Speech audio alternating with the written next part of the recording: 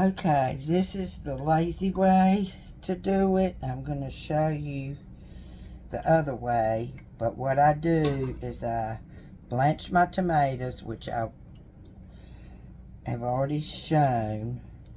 And then I take them and I get the peelings off.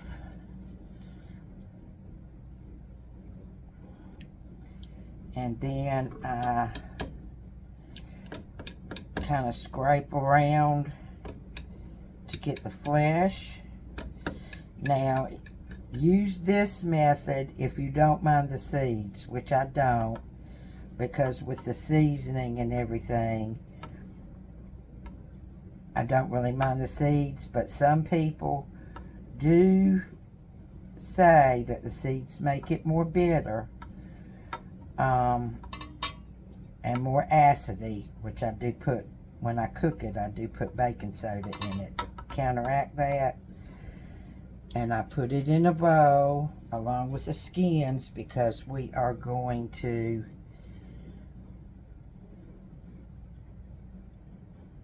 take our hands and get all the juice out of that. So there's where the skins.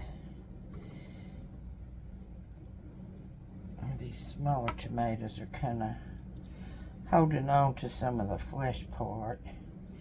So I'm trying to get all that off. The skins.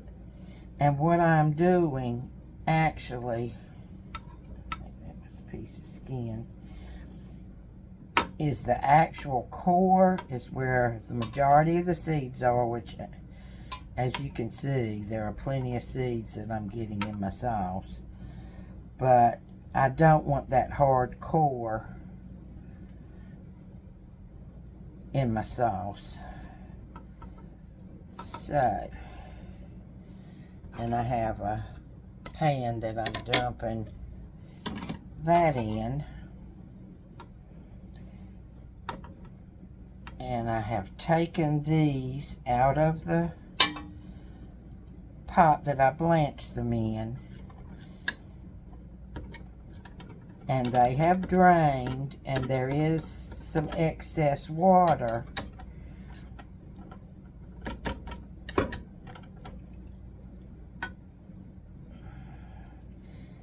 Which I will dump out about half, and I'll show you.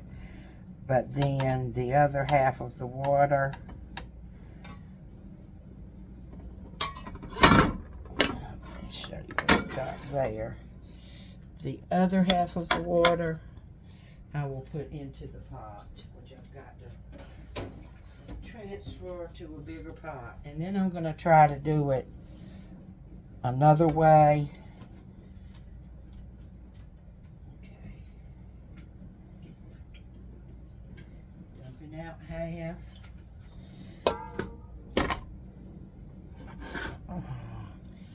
Pouring half into the pot. Now, I'm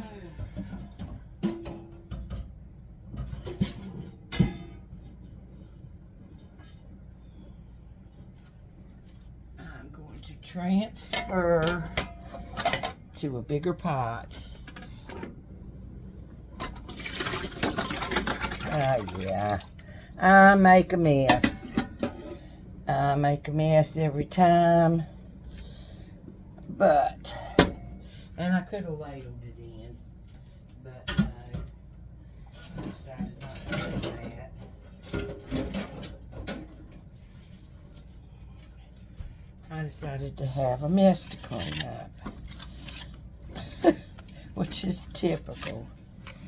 Okay, I'm very messy. Alright, and then what I do with this, I've got a bowl. There's the pulp that I've squeezed all the juice out. And I do it in this bowl because some of it usually comes back in, but you squeeze, squeeze, squeeze, get all the tomato juice out. Put it in my pulp bowl, which I will take to my chickens and let them feast on tomato.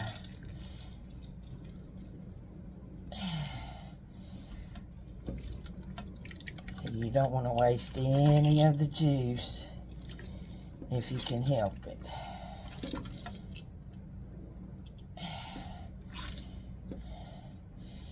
And I'm going to go ahead and turn my burner on to heat this up.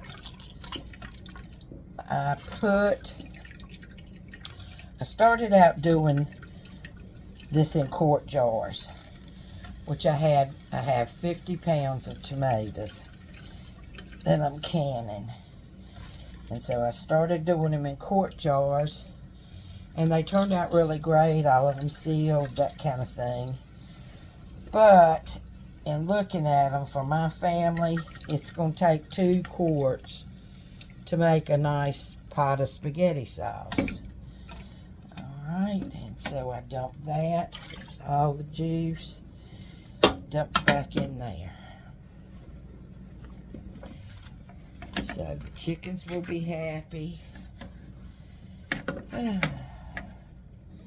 And I will be happy.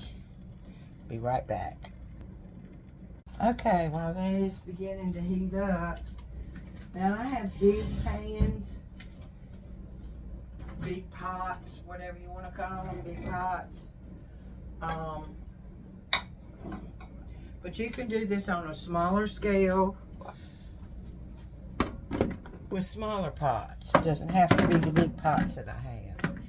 And what I'm going to do is this heats up, and I don't measure. But this is some of my dried oregano. I'm just going to put it in. No pesticides, no anything, which is why I like to grow and dry my own herbs. Oh, that was basil. That was regular basil. That's the oregano. It smells so good. I like a lot of seasoning. And then this is purple basil, which is my absolute favorite. I don't have as much of that, so I'm going to put that in there. Put it on here, put this back, and let it heat up. And then I'll show you how I put it in the jars. Okay. Spoon.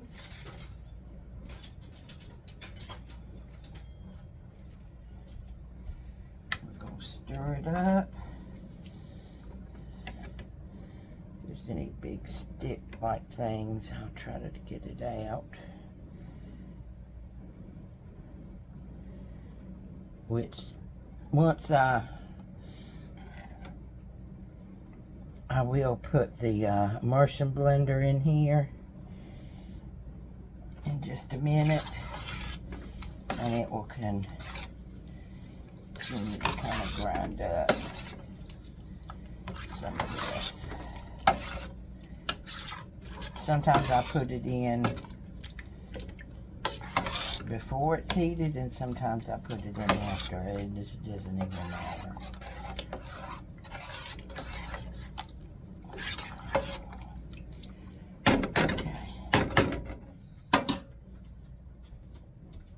And what we want is a smooth consistency. So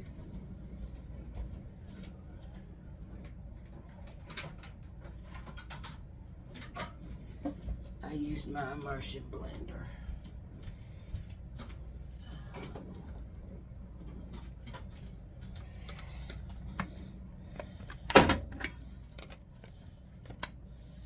There we go. Gotta hear it click.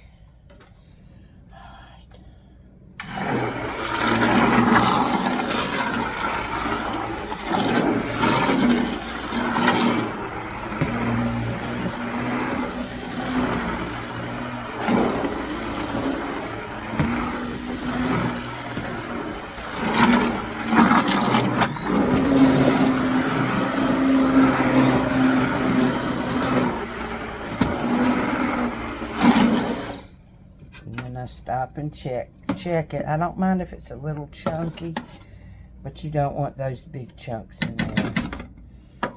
So,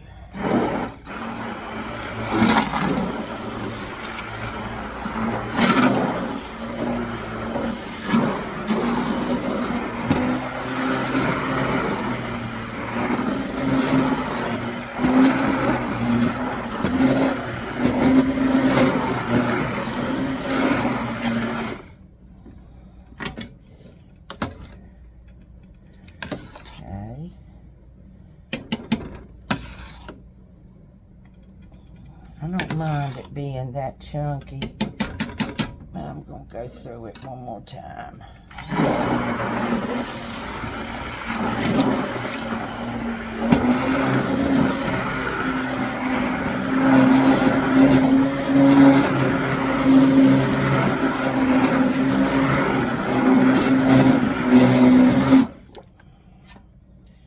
Okay, let's see. Perfect. I like it a little bit chunky, so we're going to call that done. So we're going to let it heat up. I'm not going to put salt and pepper in it. And I will tell you, by adding the herbs, it smells absolutely amazing. So we'll be back. Alright, time to ladle. As I said, I'm using half-gallon jars, and somebody might wonder why I'm doing all this on my stove and why I don't have it set up on nice clean countertops and show you how I'm doing it. Well, mainly because I live probably like most of you live. I have a small kitchen. I don't have a lot of counter space. I'm doing this for me and my family. I'm not going to sell it. So, therefore, I use the space I have. I'm very messy. I have a lot to clean up, usually. And I have a lot of stuff in my kitchen. Okay, so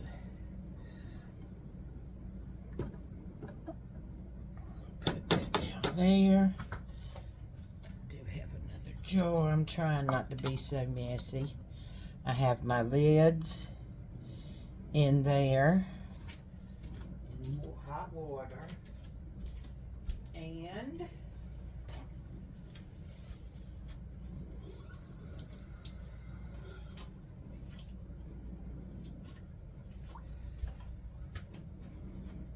you want to ladle them in your jars. You want to make sure you wipe the rims, because as you can see, I got some all over. So we're going to wipe around the outside and on the very rim so that it's more likely to seal. And I do have one of those fancy smanchy things that's magnetic, that picks up the jar lids that you see all these people use, but I can't find it. So, finger tight until we water bath. There's jar number 1. Now, same thing, repeat. Jar number 2. And we're going to do the last flat that I have. We're going to try doing that in a different way that gets all the seeds out and all of that good stuff. So I might have to take a little break and rest before I do that. I will be water bathing these in a 40-gallon stock pot. It's going to take me forever to get the water boiling, but it eventually will. Now, if you don't have all of this big equipment, because it's taken me years to get what I have. And that's okay. Jars are in the dishwasher where they have sterilized. So we'll put that right there. I did quart jars in this pot. Water bathed them in this pot. I do have a All-American canner, but it's a pressure canner, and we're water bathing these. So I'm not going to drag that out. Oops. This.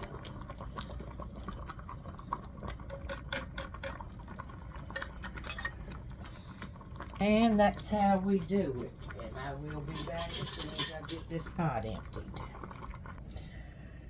Okay, this is an experiment.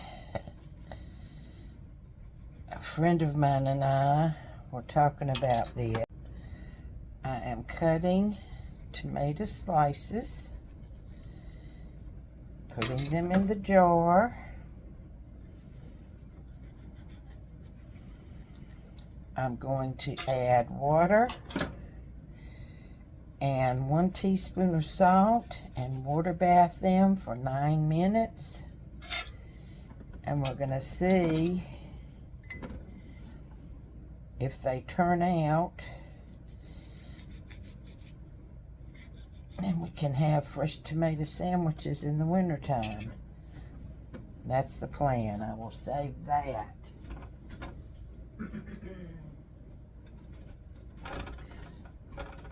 Because I don't want to waste any of it. So I'm going to do this and I'll be back. Okay, I'm going to...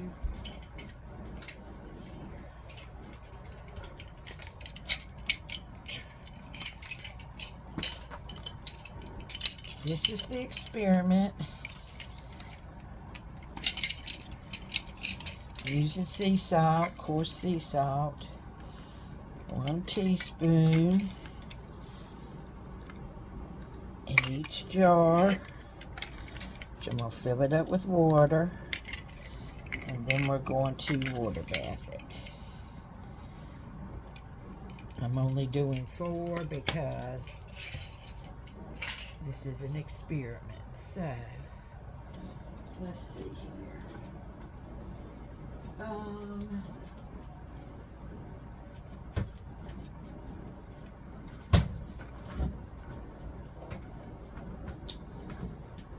I'm going to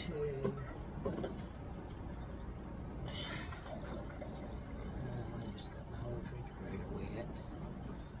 I'm not going to do that. Wait a minute. I think I have some distilled water somewhere.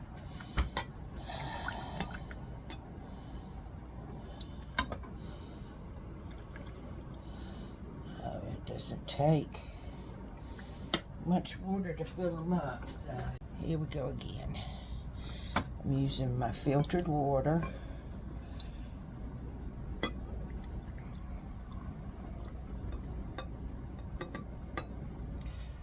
Alright. And we're going to put the lids on. Finger tight.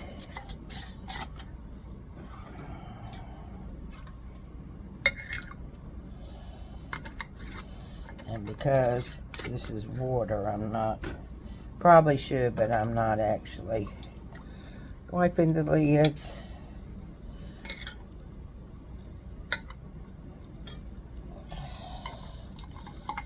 But we are just doing water. So,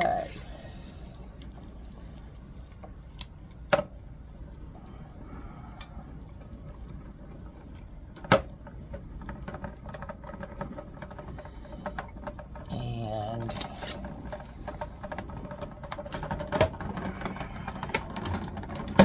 9 minutes. Be right back. Almost 9 minutes. Show you what they look like when we take them out. Okay, we are taking them out. Our jar lifter. Whole slices.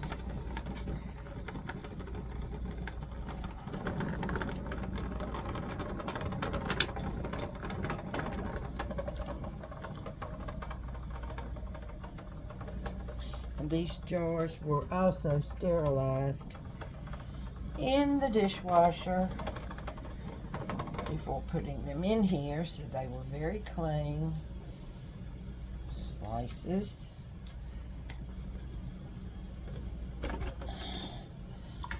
The idea behind this is, oh, one of them's already popped. My goodness, that's the best sound in the world.